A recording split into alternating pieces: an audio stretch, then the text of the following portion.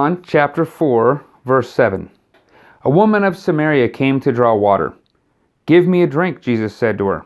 Now, our verse ends there, but I'm going to read a little bit more. It goes on to say, because his disciples had gone into town to buy food. Now, here's the scene that we're seeing.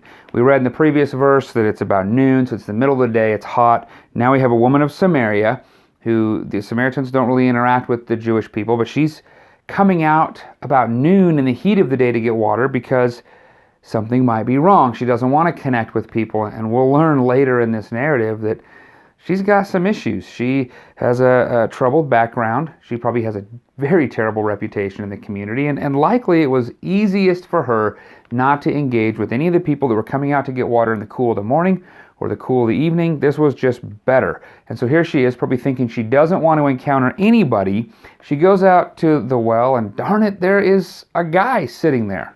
A Jewish guy, and I'm a Samaritan, and I don't want to encounter anybody, and yet here is this guy. And then to make matters worse, not only can she simply just avoid him, he asks her, he engages with her first. "Give me a drink," Jesus says to her. And it's probably not that he's giving her some kind of, it is sort of a command, but it's an instruction. It's not abnormal.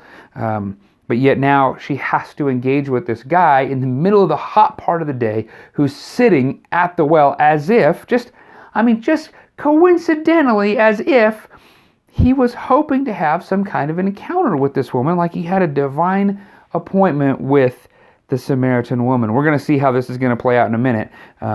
We'll see these next verses where his disciples were and what was going on. But what an interesting encounter that is about to play out between the Samaritan woman and Jesus.